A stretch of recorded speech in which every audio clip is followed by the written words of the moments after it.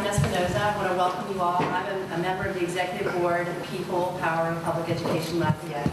We are a nonprofit. We started up a couple of years ago. And what we do, we are parents, we're educators, we're citizens that advocate for effective and equitable public schools in Lafayette Parish. So part of our mission is to present information to the public that is meaningful and important to understanding how public education is administered in Lafayette. So we welcome you. And I also want to thank our co-sponsor for the event, the National Writing Project of Acadiana, and Dr. Toby Daspit, who's a member of our executive board, but also, Toby, I don't know what your title is.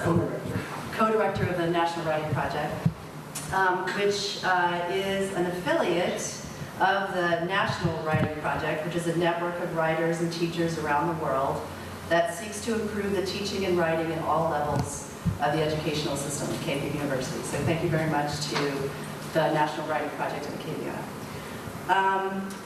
Let's see, I also want to thank very much our very special guest for being here, and I'm going to ask you, if we could start with you, just to introduce yourself to the audience and let us know what you do at the Lafayette Parish School System. Penny Januso, Math and Science Specialist. Adrian Modet, Math Instructional Coach. Monica McNeil, I'm a reading coach for K through 5th. Mandy Smith, English Language Arts Coach for kindergarten through 5th grade. And Rico McDaniel, I'm a math coach for K-12. And I also want to thank Mr. Mike Stagg at the back of the room, who is filming us through Acadiana Open. It's Acadiana Media. I want to call it the Acadiana Open channel, but has it changed its name officially? That's true. I don't know. AOC. AOC, yeah, Community Media. So, which I do want to let the audience know, and for those of you who know people that perhaps wanted to come but couldn't make it, it will be filmed. We will be, of course, putting it up on our website, as well as AOC will, of course, run the show. So it does have an afterlife, which is part of our mission. We want to reach as many people as we can. Okay.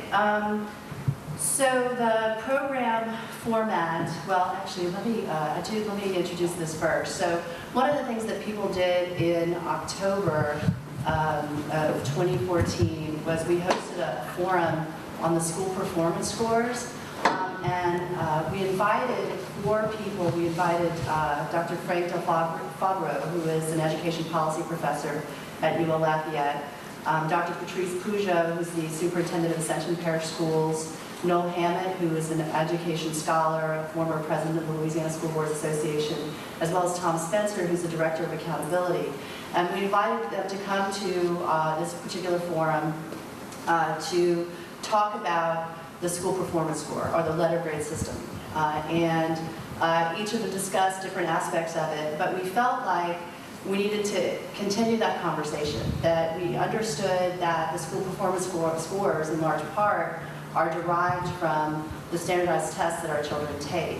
And so we felt like we needed a companion forum to better understand exactly what those tests are. So this is really the back end of what we considered a 2-part program. So the program is going to go a little something like this. We are going to first outline the assessments that kids take by grade level, and then at different intervals we're going to open it up to our panel to ask 3 questions of each of these assessments. Number 1, what does it measure? Number 2, how is it administered? And number 3, how do teachers use it? So those are the 3 questions that we'll be asking you to answer for us. And then at each of these intervals, we will open the floor up for questions, but we ask that you submit your question in writing to the lovely Ann Burris, another one of our executive board members, and she will convey your question to the panel. All right, any questions? All right, so we're ready to go to my exciting slide number 1, which is kindergarten reporting. So what we have, and if you'll notice that these slides are organized by reports that the state Department of Education mandates for districts, and then there are reports that are mandated by the Lafayette Parish School System. So that's how we have it organized. So on the state side, we've got something called the Developmental Skills Assessment, DIBELS next, which is going to come up a couple of times, and Ames Web, which is considered a screener that's required in some part for federal, for special ed reporting, which I'll leave to the panel to explain. And then on the district side, there are benchmark reading assessments, which are, and in each of these cases, they are administered. You can see the frequency with which they're administered. So developmental skills assessment is administered once a year, and the other assessments are administered 3 times a year. In first grade, there are just 2 additional assessments, and then we have something called pre and post test, and I do feel like it's worth explaining. So you see something called the SLTs, and these are student learning targets. So teachers, as part of the state's evaluation system, are required to show student growth, right? Required to show data, that indicates to whatever official student growth through a test. And so SLTs are integrated. I wanted to just point your attention to this note that student learning targets are required for teacher evaluation purposes, but they can vary by classroom and by school, so that it's not one test that every teacher administers in first grade. Then we have something called, on the district side, there's the benchmark reading, which has already been indicated to kindergarten. And then there's a program called 10 Marks, which I know we've had some conversations sort of back and forth that 10 Marks isn't necessarily an assessment, but it is what it is, or how it's administered. There are 30 to 45 minutes per week that students in math classes are required to participate or engage in this particular math program. Again, I'll leave that to perhaps Penny. I'm sure you're going to address that when we get to the questions. So second grade, again, looks a lot like first grade, which I think it's actually identical, not quite. Then you add to that 10 Marks program, you can see that there are math module unit tests that I'm assuming are related to the 10 Marks, which are 3 to 4 module tests per year.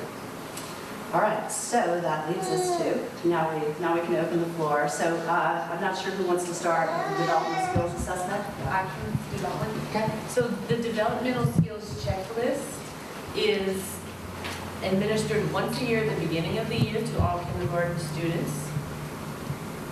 It assesses many skills in both ELA and math, and I don't know how much time we have. I don't think you want me to read through it all, but it tests mathematical concepts, language concepts, motor skills, visual skills, the ability to hold the book and turn pages, left to right progression, those types of beginning skills for kindergarten students.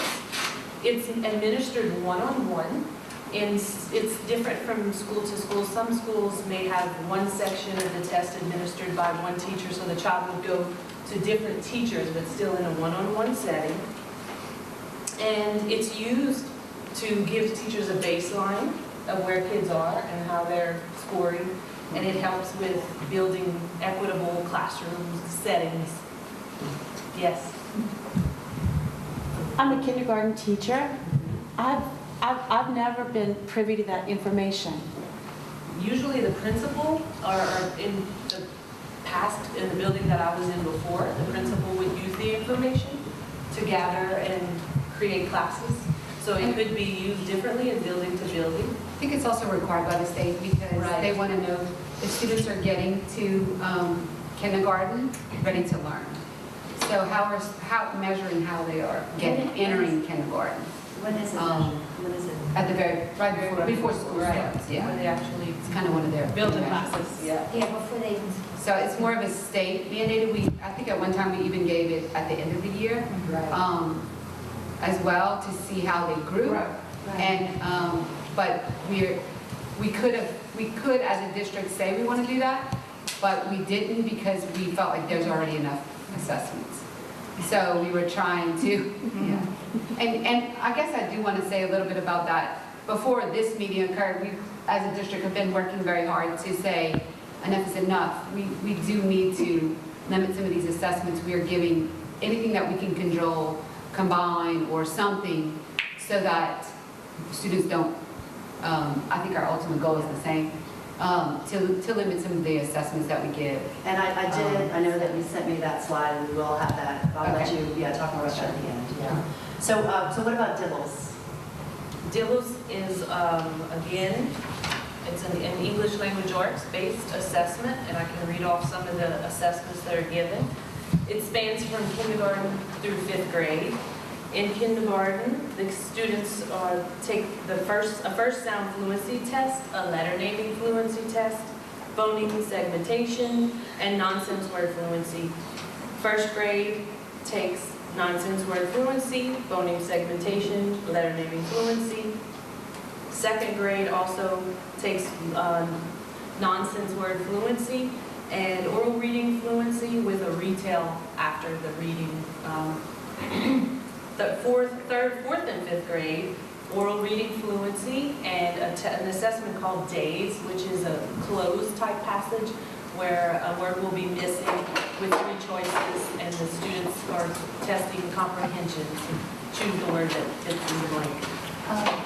And I think it's important to note here too that these tests are 1 minute, done 3 times a year. So the kindergartens take 4 tests, but they're each given for 1 minute. So that's a 4-minute test is what it ends up turning out to be 3 times a year. So when you look at the total class time, it's 12 minutes for that, the administration of those assessments. So it sounds like a lot, but when you think about the time that it takes, they're not testing all day long. And it's staggered. This test is staggered for kindergarten, so while they have 4 different, what they take in at the beginning of the year doesn't always carry all the way through. So the most that they'll take is 3 1-minute assessments, and it's given one-on-one with a DIBELS trained to administer the test. And these results are used to help determine if a child has a weakness. The scores are used to help determine if a child needs to go into response to intervention, which is a tutoring program in our schools. It could also show that a child is gifted and help to get that ball rolling. Are DIBELS and AIMSWeb related? Yes. What happens is we have to report in a DIBELS website for kindergarten 1st, 2nd, and 3rd. And then the assessments for 4th and 5th are entered into the AIMSWeb website. So for 4th and 5th, which we're not quite there yet, but it's the same sort of thing where it's a 1 minute, 3 times of reading, and then that changes. If 3rd grade has to retell, and then 4th and 5th do not. So it's basically a minute assessment. But AIMSWeb and DIBELS are very, very closely related. The pros on each website are the same. It's a passage that the children have to read.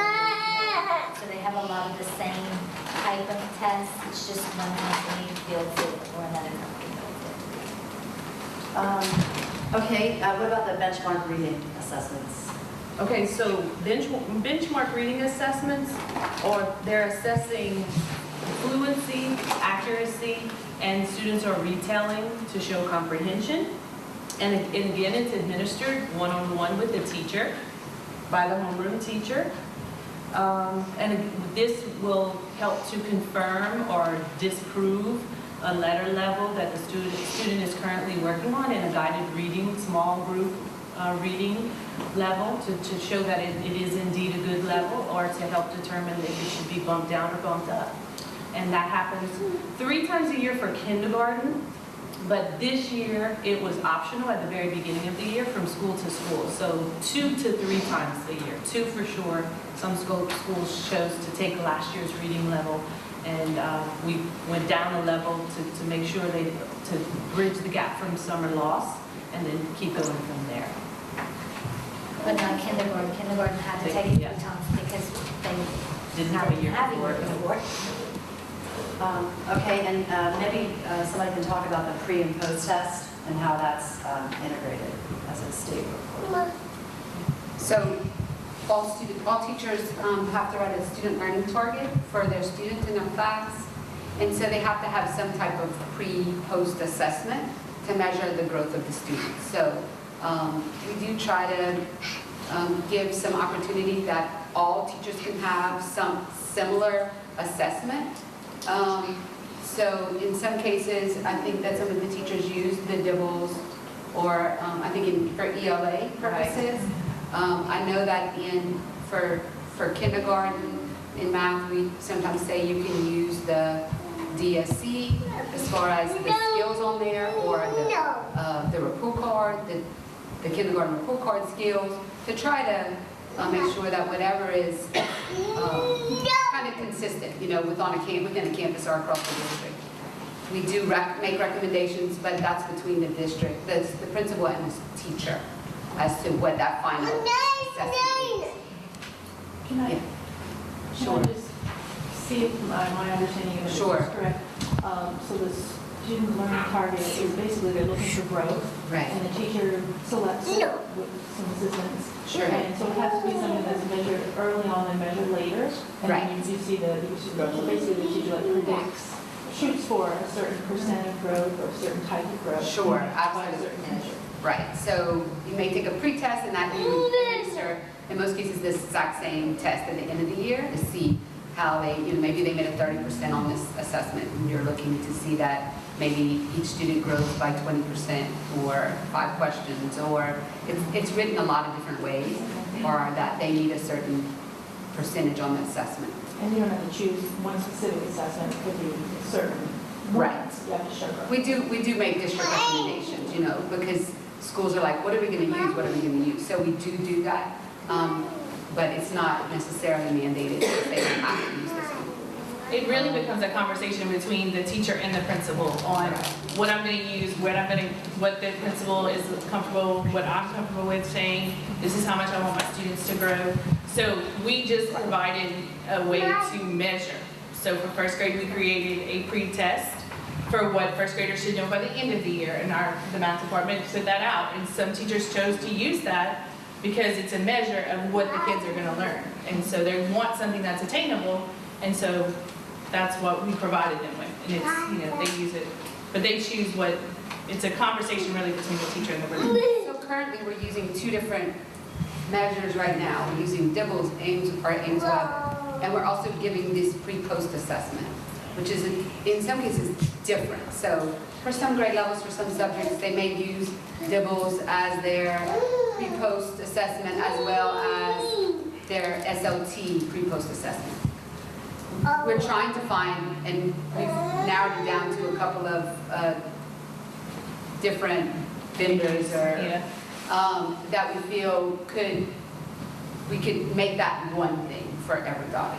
So instead of having, all of these things going on all the time, that we would have one product that would do a pre-post and a mid-year, and that would be the end of that. So really trying to narrow that down, because when we're assessing students, we're losing contact time with them and instruction with them.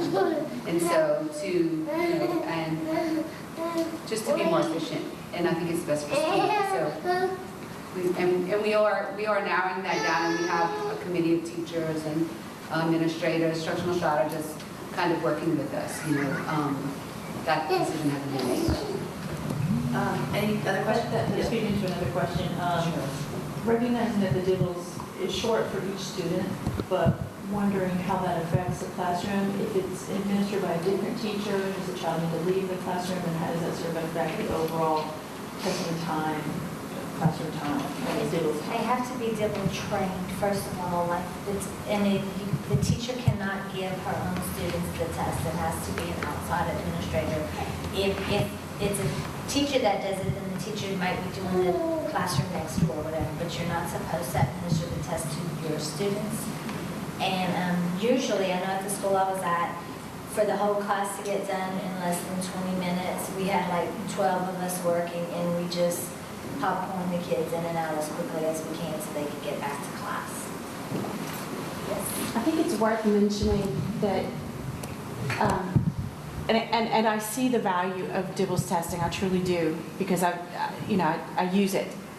I use the data and in my own classroom, but I think that it's worth mentioning that the teachers who are pulled to do the testing lose 3 days of instructional time with their classes to administer the test to the school. And that was And different on. that's 3 times a year. It depends on the campus. So the campus I came from is the same campus she came from, and everyone who was Dibble trained was not a classroom teacher. Yes. So Same it wasn't lost time on, and so it's really how the campus is organized and what kind of support people that you have that you can train to be able to use that way. So it's worth mentioning because that's how it happens on your campus, but just know that that's not how it happens on every campus. So the only classroom time lost was when they came to us for us to dibble and them to go back to class. Good to know. Ann, you have some more questions? Yeah, definitely. On SLTs, I understand that there's feedback between principal and teacher. Is there assurance that it's a well-selected SLT, if it's realistic? How does it take into account external circumstances? And can teachers sort of set fairly low SLT that's easy to read, or do they all need to be a certain strategy? They try to be sure that it's attainable, but that it's fair, that it's,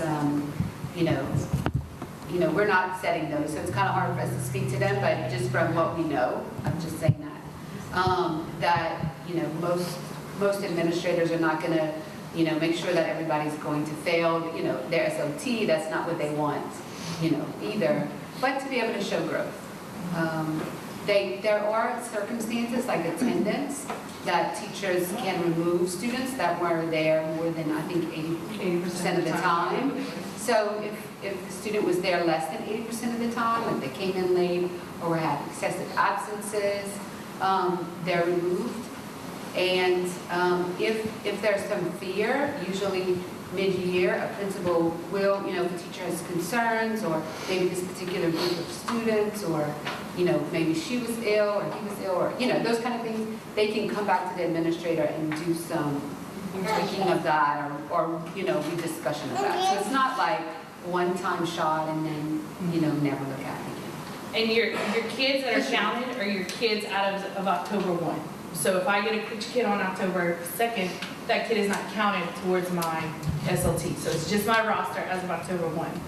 These additional benchmarking things that you see that we do are kind of checkups for those SLTs. So if I wrote my SLT on Dibbles and I did it at the beginning of the year and I set my goal, will they do it again in winter? So that gives me a chance to kind of see, are my kids attaining that goal? Are they going to be able to attain that goal? And like Penny was saying, they can have that conversation and say, okay, well, this is where they're at. So all these additional tests that we give are kind of just temperature readings throughout the year to see, am I going to attain my goal by the end of the year?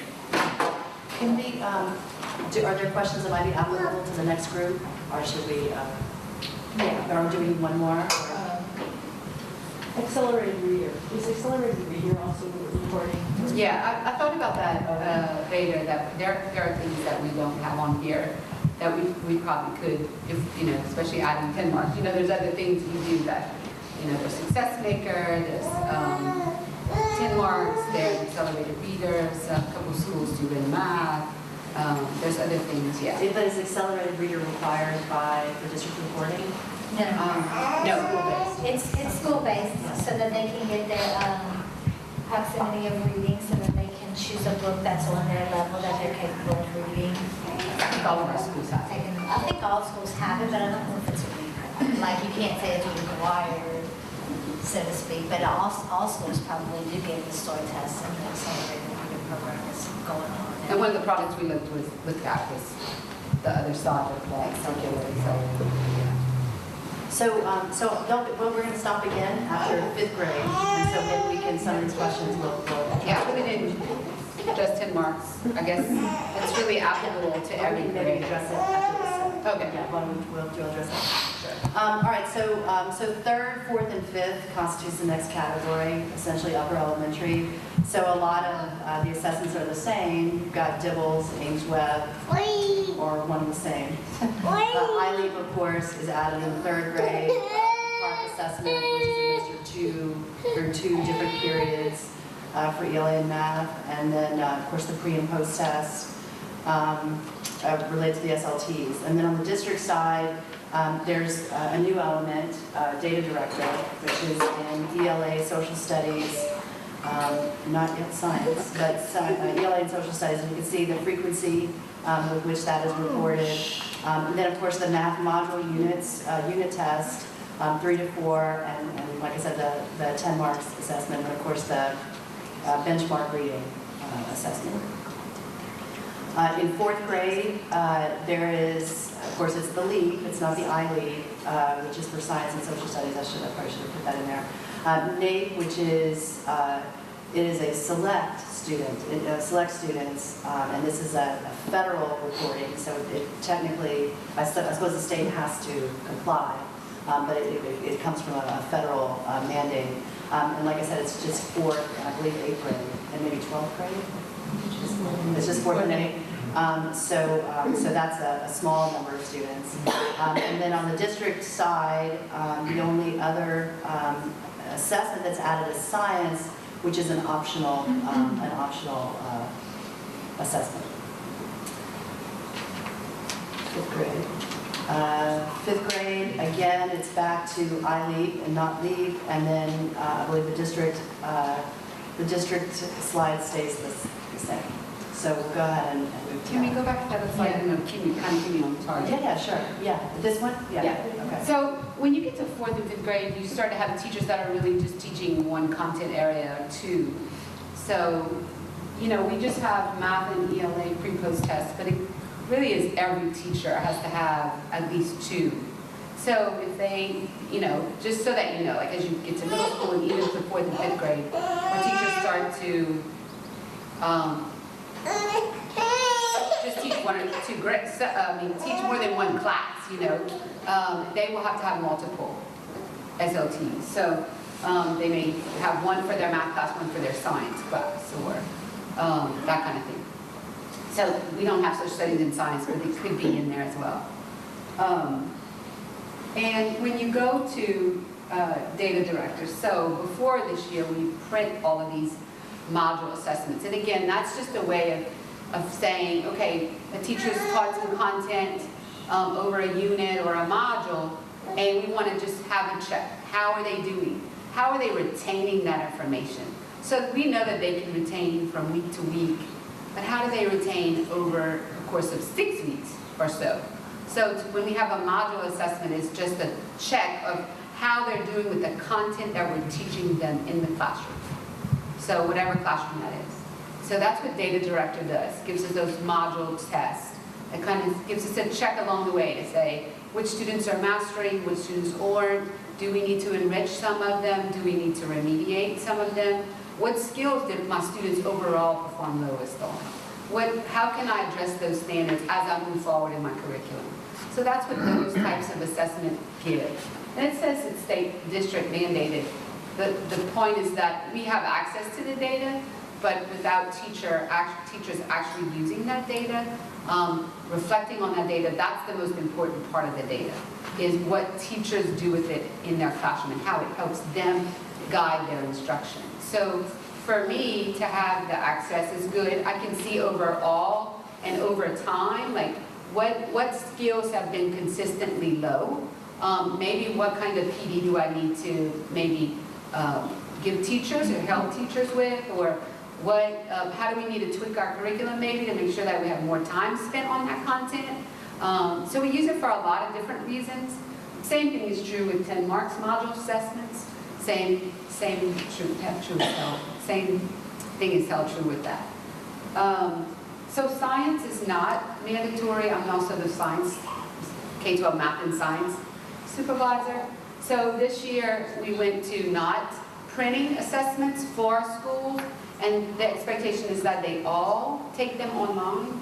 And so that was very burdensome for schools because we know that we're moving into that where they all have enough technology, but some schools aren't, and it's just very taxing on the amount of use of computers. So they can print them themselves, so we just wanted to make sure that we gave some flexibility, but that they had the assessment so that if they needed to that checkpoint, that they have them.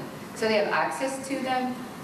They're not required. A lot of teachers do give them because they want to see where their students are after a unit or a module.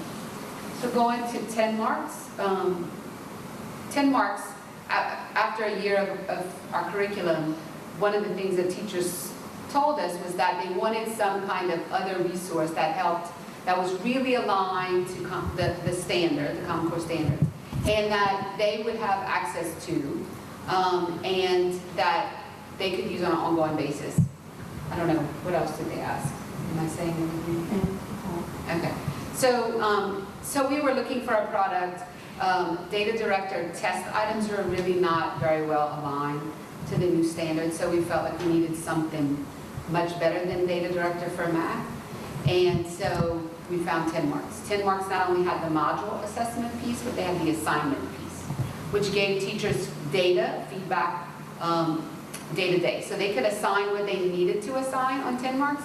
It could be what they're teaching right now. It could be maybe some remedial standards that maybe filling some gaps. And so I guess let me just step back a second. 10 marks really has 3 components. It has a grade level assessment, which is like a pre-post assessment. It has module assessments that we can give. And then it also has assignments that teachers can give in their class. So we just expect that they use it 30 to 45 minutes a week. In some schools that's possible, in some schools it's not. Some administrators have said, I can only get them on 30 minutes a week. And so they do that. Some schools, have a lot of motivational things, and students are using it at school and after school, and they're going in at lunch and in the morning, and they're getting on in different ways. It's just to help you guys, because they're excited. I was at Broussard Middle this week, and he said, I keep winning, I forgot how he said that. There's like little games you can open and things like that. So he was excited about hurrying to finish his assignment, but he knew his teacher was monitoring, so he knew he had to do well on his assignment so that he could go and then play. But it's all still math related, and so it's a positive for them. It's that kind of thing. So the assignments are, assessing what they know, but it also gives them 10 questions that they work through that are online. So if we do move to, our thought too was if we move to online assessments, that they would have practice. So we were not going to be behind. If this year would have been Park Online, our students would have been prepared for Park Online because they would have been practicing all year. There are multiple select, fill in the blank, short answers, just all the kinds of questions that they're going to be asked on even the Park paper and paper pencil test. Many of our teachers have said, thank God we use it because it's very similar questions. Could you, well, I was wondering, that's right. No, I was wondering if you could address the relationship between 10 marks and say Ames Web. Like, Okay, that's a good point. So like Ames Web is really focused on skill. So like, so Ames Web computation is just, can you multiply or add or subtract or divide? Okay, so it's really just that, just skill. Just really operational skill, that's it. Exactly. Not any other kind of skill. And then the actual CAP, which is concepts and application, which is the application part. We're finding that it's really not aligned to, and that's one of the reasons we're moving, because like that piece is really, maybe you might have third grade skills you're teaching in your classroom, but that's really not what's being assessed on this probe. So it's not really matching. So teachers are like, well, I know I wanted to improve, but that's not the skills that I may be teaching at that time. So we see some disconnects, and so we have to make sure that those are all, on the same playing field. No, you did good. Okay. And I think it's important to note that when you look at the pre-post test, a lot of that overlaps in the data director. So it isn't a separate pre-post and then a data director, like those are intertwined. So when you look at the 3 ELA tests, 2 of them are the pre and the post. So there's one in the middle. So you can see how they can kind of do. School, it's not like that. In middle school, I'm getting a pre, a post, and 3 in the middle. Right. Yeah, I will get to that. Yeah. Right. Yes. So, We're talking about elementary. Where's the elementary so stuff? then the math ELA pre-post for SLTs could be or is data directed. It is data directed. Yes. It is. Yeah, and in math, For it's us, 10 marks. it's 10 marks. Yes. Right, so it's not an additional one, it's something like she was saying, which I'm glad you know that because I wouldn't be able to answer that Yeah. question. Well, we'll get to that. We'll get to Yes, that. okay. Yeah. So Ann, you have a question from the audience? Data director, people are feeling that data director is a burdensome test. Teacher mini tests can be formative and summative. Do some of these sort of supersede teacher professional judgment in their use of formative assessments too? Sure. To get a handle on what's happening with each child. Yeah, I guess, we don't have the same teacher in every single classroom, but we know that our content has to be the same. So it's a good measure to see equally across the district. So yeah, I definitely think that teachers have a really good, judgment, especially they have, ongoing assessment every day. Some kind of formative assessment, knowing what's going on.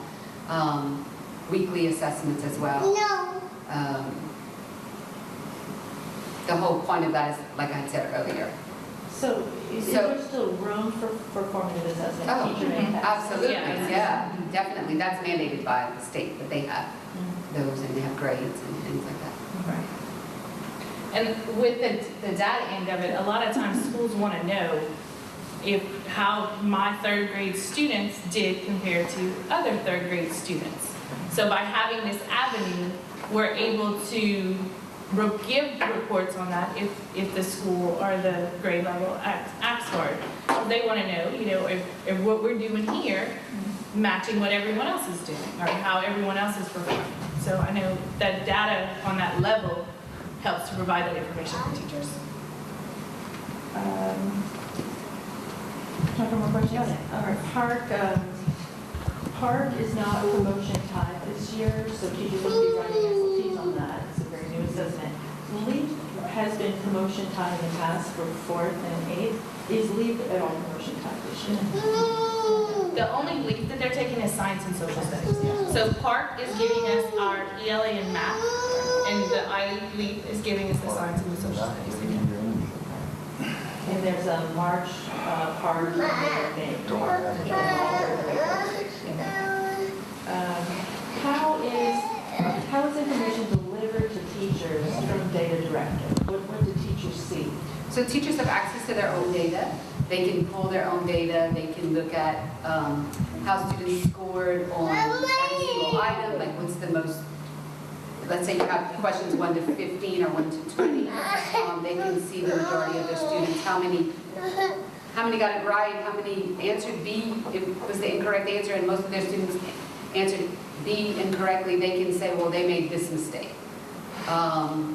Both of these It's been a two, while since I looked at both 10 Marks and Data Director give teachers a lot of data that if they were just using their own classroom test, that they would have to decipher themselves. So once the data is put into this system, whether it's Data Director or 10 Marks, I can log in and see which students scored the highest, which students scored the lowest. I can look and see which standards they need remediation on, which standards they need enrichment on. I can look and see what was their most common mistakes.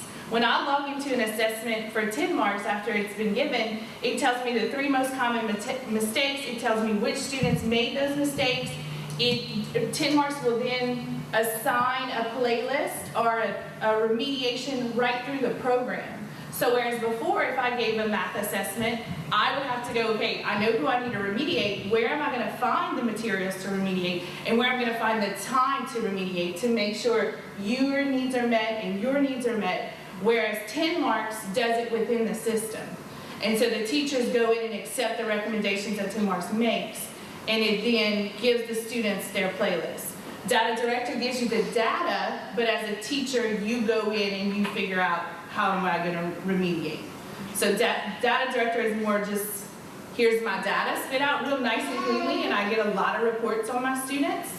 10 marks, because it's online, it automatically assigns remediation or enrichment based on how they score. So hopefully it changes their instruction and, you know. I just want to say again, because Stephanie had asked that, we are trying to change and consolidate that. So data director will probably not be here next year. Will not be here. No. But so, you know, you're learning about it, we're telling you about it, but just be aware that it's probably It's going going away. away. And I'd just like to say, my grandchild was in the class that got the 4 iPads for 10 marks. And That's awesome. excited, and I think they like it. They I do, mean, it's and new they're this year, and they're excited for it. And there's a 3rd grade student, I got like he's done 495 assignments this year Right. because it's just, that's his one thing that he can be good at. And they announce it, and it's just such a confidence booster. So where it's being promoted, the kids love it, and they're excited to get on it. So yes, it does take, you know, the 30 to 45 minutes. At Prairie? At Prairie. yeah. Yes. Mr. Garzo's around. Yeah. And we used accelerated math last year, but I can't emphasize enough what you just said, in that if a child has a deficit, I very often can tell that, but to go find The materials. that material for 90 students, Right. you know, individualizing, and that's one of the really nice things I think. Right. in our- And it looks at, it's not just your overall score, it looks at each individual standard. Right. So one standard I might have did great on, and instead of having to remediate on everything that was on the test, I get my enrichment on that one standard I did great on. And the standard I didn't do so great on, they focus in on just that one standard, and I'm not, it's really streamlining what the kids are doing. And I think they're really excited for it, so though it looks like it's additional time, I think it's very warranted additional time.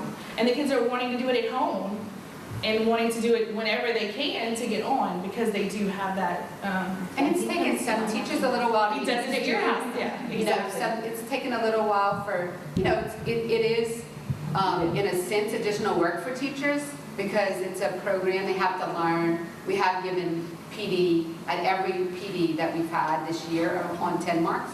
So they've had, you know, for the 2 days before school started, September, October, January, and February, we've had We go in and sessions for that. And so that, I think, has helped them. And sometimes the aha moment comes at different times for different teachers or people, you know?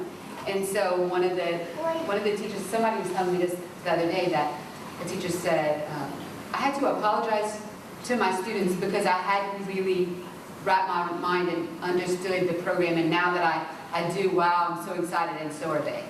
You know, so it takes time sometimes too for everybody to learn a new program and, you know, get excited about it and how to work with students with it. And you can't just put them on there and never look at data.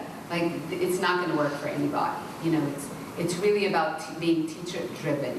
Well, and I have a daughter who teaches 5th grade math, and she really likes it. She has said, kind of what you said too, that it mirrors art. But she doesn't like art, but you know, she feels like it is sort of the same.